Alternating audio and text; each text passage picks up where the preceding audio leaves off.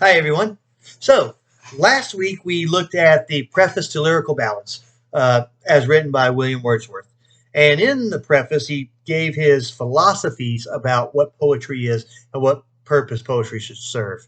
And I know it may have been a difficult read, but fear not, as we progress through the semester, the readings will get a little bit easier, especially as we get closer to the 20th century. So, um, don't worry about the difficulty of the preface, but just know that William Wordsworth wanted poetry to be written in the language of mankind and to create massive emotion within the reader, right? And this is all a reaction against the Restoration poetry of people like Alexander Pope and John Dryden, among others. So here's the thing to remember.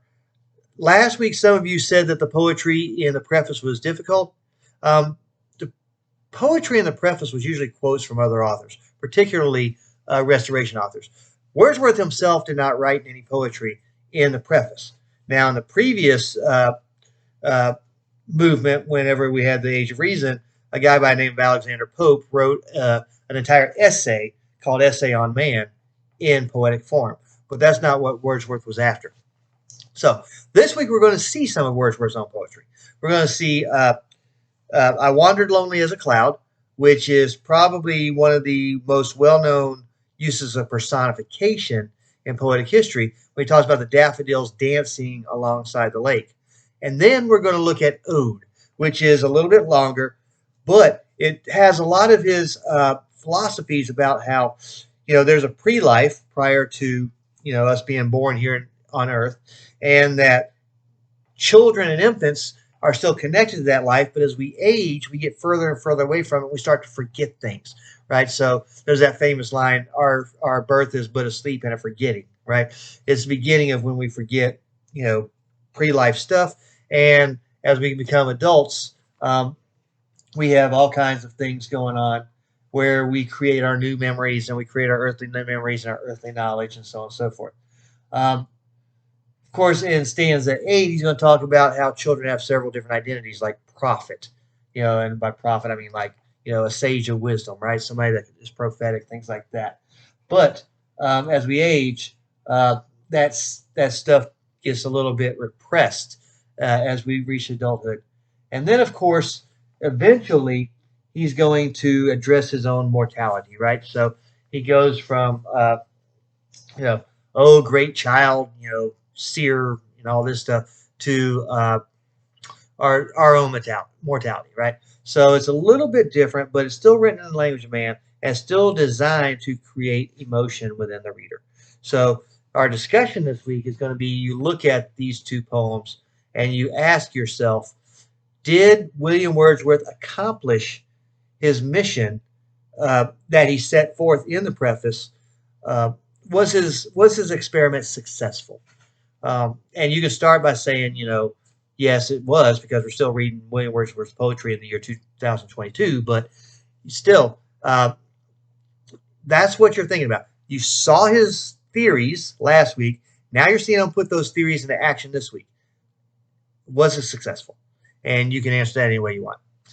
The other two poets we're looking at this week are going to be Samuel Taylor Coleridge, who published, several poems in lyrical ballads. One of those is what we're going to read this week, The Rime of the Ancient Mariner, which is a little different from Wordsworth poetry in that it's a story.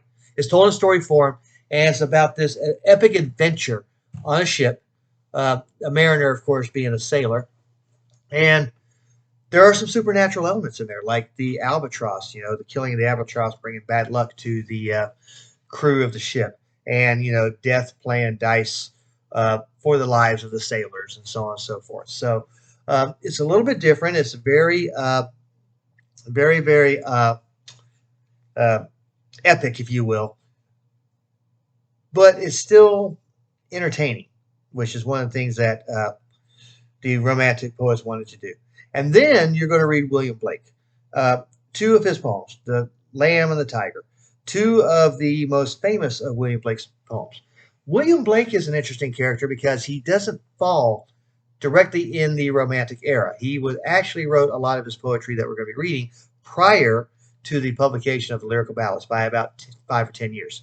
But we still group him with the Romantics because he was not writing the same kind of poetry that other people were at during that time, like Pope and Dryden and Johnson and Swift and those folks. What's interesting about Blake was he was an artist who included poetry in his art, and you're going to see as you look through the slideshow. In fact, I would say as you read these poems, open those slideshows, open the Wordsworth slideshow as you read uh, "I Wander Lonely as a Cloud" and as you read "Ode." Open the slideshow on Coleridge as you read "Rhyme of the Ancient Mariner," so it can help you explain. It can help explain some parts of that poem.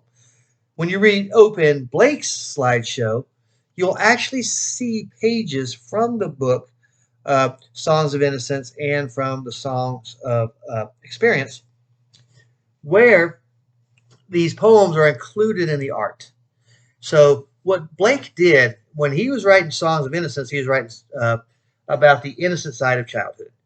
So the Lamb is about innocence in youth. And then when he wrote the Tiger, that's about the dark side or the other side of humanity, right? So the Lamb is a gentle creature created by God, right? And of course, Jesus is called the Lamb of God. But on the flip side, God also created something called a tiger that has to kill other animals in order to survive. Um, I want you to remember that tigers are not evil. They're not bad. Tigers are just created as carnivores that have to kill other animals in order to live, in order to eat, right? So lambs eat grass, but tigers eat other animals. That doesn't make them evil. And by the way, he's going to pose, the narrator is going to pose in that tiger question, could the same God that created the gentle lamb also have created the ferocious tiger? Well, if you believe in God creating all life, then you have to believe that he did. And of course, then the question would be why, but I don't think that Blake really poses that question in that poem.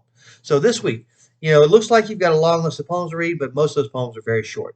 Only Ode and Rhyme of the Ancient Mariner are long, and Rhyme of the Ancient Mariner is extremely entertaining, so it probably will seem like a quick read as you're going through it. Ode takes a little bit more work because it's more philosophical. And of course, Blake's poems are very, very short, right? Neither one of them will take much of your time at all, but you still got to think about them in conjunction with each other. So the discussion will be about Wordsworth, but your response paper is going to be about your choice of either Wordsworth, Coleridge, or Blake. So if you have anything to say about Coleridge or Blake, the response paper is where you'll say it.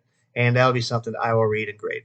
Pay close attention to the questions, answer the questions, pay close attention to the rubric. How am I going to grade these papers? I've outlined it for you in those instructions. As you read these poems, open up those slideshows on each author. Those slideshows can be helpful in helping you to understand the poetry that you will be reading this week.